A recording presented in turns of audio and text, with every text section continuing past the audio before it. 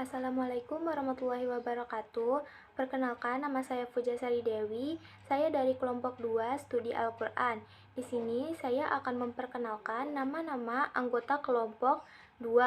Yang pertama yaitu saya sendiri, yang kedua Nirmala Parwati, yang ketiga Feni Anggun Septi Wulandari, yang keempat yaitu Muhammad Alfirido. Kelompok kami di sini yaitu akan mempresentasikan mengenai memahami konsep mukjizat Al-Quran. Poin pertama yaitu tentang pengertian mukjizat Al-Quran yang akan dipresentasikan oleh saya sendiri. Yang kedua yaitu macam-macam mukjizat Al-Quran yang akan dipresentasikan oleh Nirmala Parwati. Yang ketiga yaitu tentang kemukjizatan Al-Quran yang akan dipresentasikan oleh Feni dan Muhammad Alfirido. Yang pertama yaitu ada pengertian mukjizat Al-Quran, merupakan suatu hal atau peristiwa luar biasa pada Al-Quran yang terjadi melalui Nabi Muhammad SAW sebagai bukti kenabiannya yang ditantang kepada orang-orang yang ragu atau meragu sesuatu hal, dan Al-Quran diturunkan sebagai penyempurna kitab-kitab sebelumnya seperti kitab Injil, kitab Zabur, dan sebagainya, dan menjadi mukjizat terbesar yang diterima oleh Nabi Muhammad SAW sehingga Al-Quran menjadi pedoman bagi umat manusia.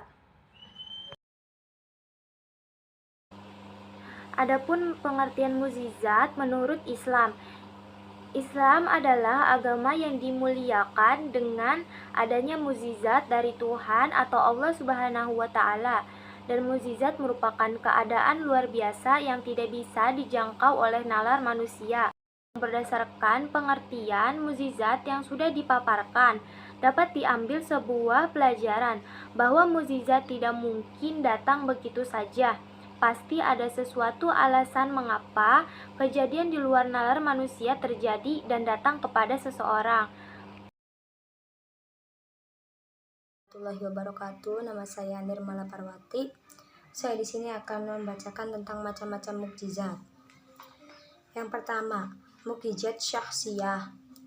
Mukjizat syahsiyah adalah mukjizat yang keluar dan berasal dari tubuh seorang nabi dan rasul. Seperti halnya peristiwa air yang keluar dari celah-celah jari Rasulullah SAW. Cahaya bulan hingga memancar dari tangan Nabi Musa alaihissalam, serta adanya penyembuhan penyakit buta dan kista oleh Nabi Isa alaihissalam.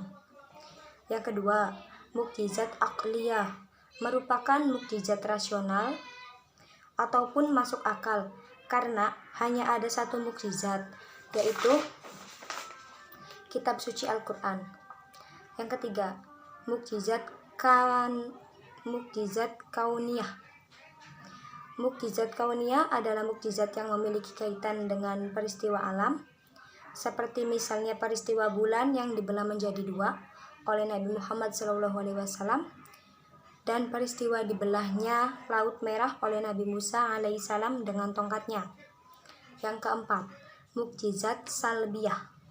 Mukjizat salbiyah adalah mukjizat yang membuat sesuatu tidak berdaya, seperti peristiwa Nabi Ibrahim alaihissalam yang dibakar oleh Raja Namrud, akan tetapi api tak mampu membakar tubuhnya. Sekian. Assalamualaikum warahmatullahi wabarakatuh. Nama saya Feni Anggun dari kelompok 2. Saya di sini akan menjelaskan tentang kemukjizatan Al-Quran. Kemukjizatan Al-Quran adalah suatu hal atau peristiwa luar biasa pada Al-Quran yang terjadi melalui Nabi Muhammad SAW sebagai bukti dari kenabiannya yang ditantangkan kepada orang-orang yang ragu. Contohnya orang-orang yang ragu untuk memeluk agama Islam, untuk melakukan atau mendatangkan hal serupa, namun mereka tidak mampu melayani tantangan tersebut. Mukjizat Al-Quran berlangsung sejak Al-Quran diwahyukan kepada Rasulullah SAW Dalam sejarah banyak dicatat usaha-usaha orang Arab untuk melindungi Al-Quran, sebagaimana dilakukan oleh Musailamah bin Habib yang dikenal dengan nama Musailamah Al-Kadzab dari Bani Hanifah. Salah satu dari tokoh besar tersebut di Jazirah Arab dengan wilayah domisili di Yamamah. Namun usahanya tidak membuahkan hasil sama sekali. Assalamualaikum warahmatullahi wabarakatuh. Nama saya Muhammad Alfirido, saya dari kelompok 2 ingin membacakan tentang pendapat ulama mengenai mukjizat Al-Quran. Pendapat mereka terbagi menjadi beberapa ragam. Yang pertama ada Abu Ishaq Ibrahim Al-Nizam dan pengikutnya dari kaum Syiah, berpendapat bahwa kemukjizatan Al-Quran adalah dengan cara sirfah. Maksudnya ialah bahwa Allah memalingkan orang-orang Arab yang menentang Al-Quran, padahal sebenarnya mereka mampu untuk menghadapinya. Pendapat ini merupakan pendapat yang salah. Kemudian yang kedua, satu golongan ulama berpendapat bahwa Al-Quran itu bermukjizat dengan balaghahnya yang mencapai tingkat tinggi dan tidak ada bandingannya, dan ini adalah pendapat ahli bahasa. Yang ketiga, sebagian yang lain berpendapat bahwa segi kemukjizatan Al-Quran adalah karena mengandung badi yang sangat unik dan berbeda dengan apa yang dikenal dalam perkataan orang Arab pada umumnya. Yang keempat, yaitu golongan yang lain berpendapat bahwa Al-Quran itu kemukjizatannya terletak pada pemberitaannya tentang hal-hal yang gaib yang telah lalu dan yang akan datang, yang tidak ada seorang pun yang tahu. Kemudian yang terakhir, yang kelima, yaitu satu golongan berpendapat bahwa mukjizat Al-Quran itu terjadi karena ia mengandung berbagai macam ilmu hikmah yang dalam.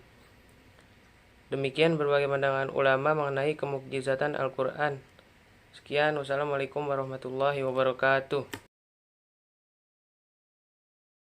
Mungkin cukup sekian presentasi dari kelompok 2. Kurang lebihnya mohon maaf. Wabillahi taufiq wal hidayah. Wassalamualaikum warahmatullahi wabarakatuh.